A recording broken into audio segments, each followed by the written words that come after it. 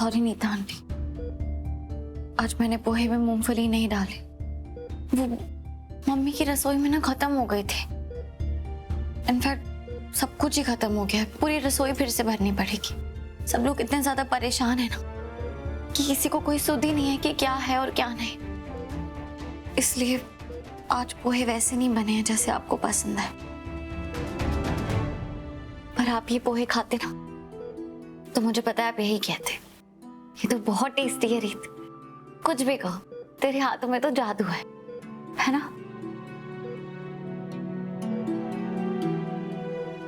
Nita aunty, पिछले कुछ दिनों में आपकी कमी बहुत महसूस हो रही थी। सब कुछ एकदम बिखर सा रहा था। मुझे समझ ही नहीं आ रहा है कि मैं अपने रिश्तों की डोर को कैसे थाम कर रखूं। काश आप मेरे साथ होती, हमेशा की तरह मुझे सही रास्ता दिखाने के लिए।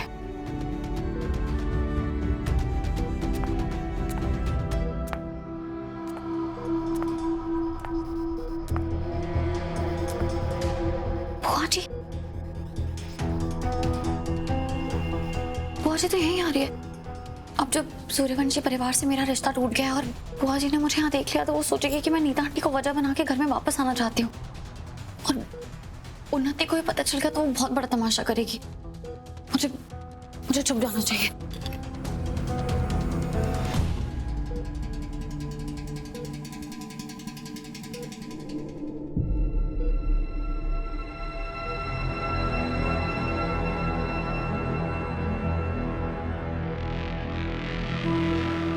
नीता,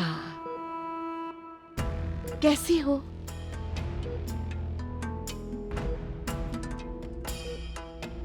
ये सबसे अच्छा समय है मेरा और तुम्हारे मिलने का,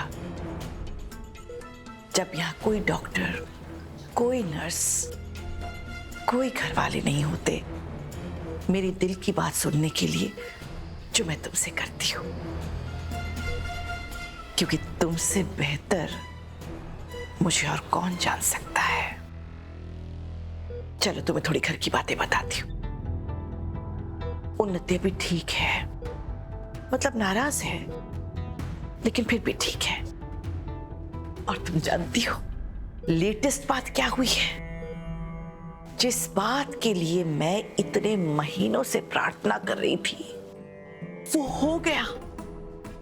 राघव और रीत अलग हो गए।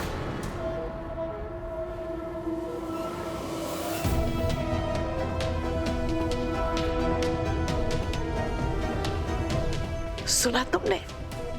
अलग हो गए। अब तुम तो कोमा में पड़ी हो और माता रानी की कृपा रही तो तुम कभी कोमा से बाहर नहीं निकल पाओगी। तो तुम मेरे रास्ते से आउट, रीत मेरे रास्ते से आउट। तो अब किसी को पता नहीं चलेगा कि उस रात छत पर क्या हुआ था।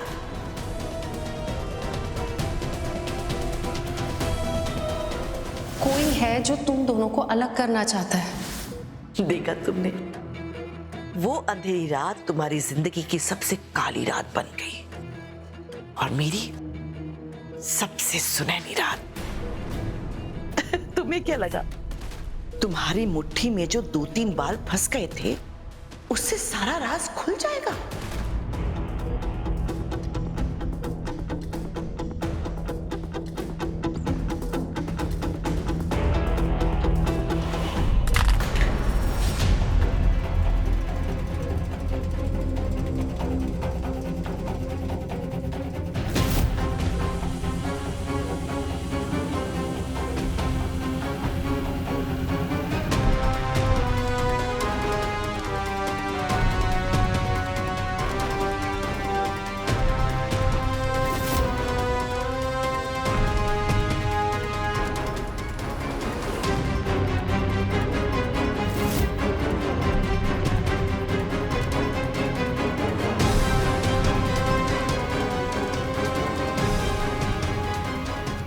कोई भी नहीं है।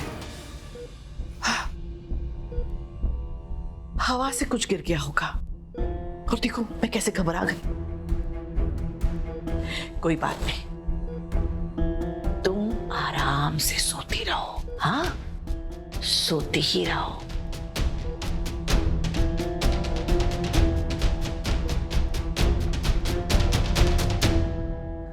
नहीं नहीं नहीं रीत, ऐसा नहीं हो सकता। बुआ जी, हो सकता है कि बुआ जी जो कुछ भी कह रही हो उसका कोई और मतलब हो और तूने कोई और मतलब समझ लिया हो, क्योंकि बुआ जी ऐसा कैसे कर सकती हो? उन्होंने तो हमेशा सबका ध्यान रखा है, इतना ख्याल रखा है, स्पेशली नीता आंटी का। माँ,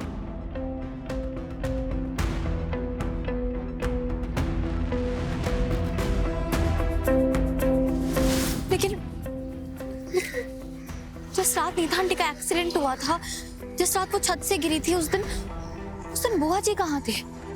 पूरा परिवार बाहर था नीता आंटी के साथ और बुआ जी वहां नहीं थी और वो हॉस्पिटल भी देर से आए।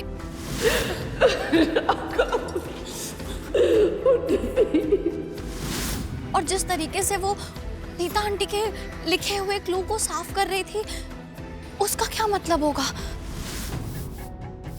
बुआ जी ये क्या कर रही है आप? साफ सफाई कर रही हो बेटा।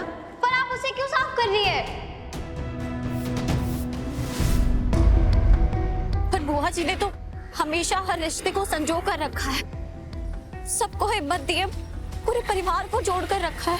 वो ऐसा कैसे कर सकती है?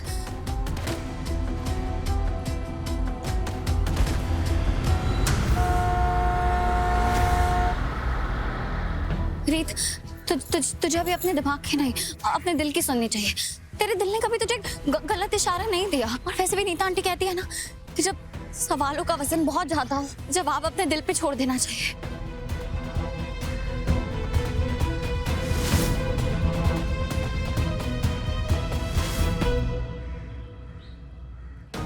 नहीं नहीं, हेलो विराट, मुझे अभी के अभी ऑफिस में मिला, मुझे कुछ जरूरी बात करनी है।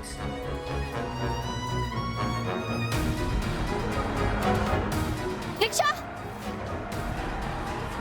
बेटा सिटी सेंटर जाना है, चलिए।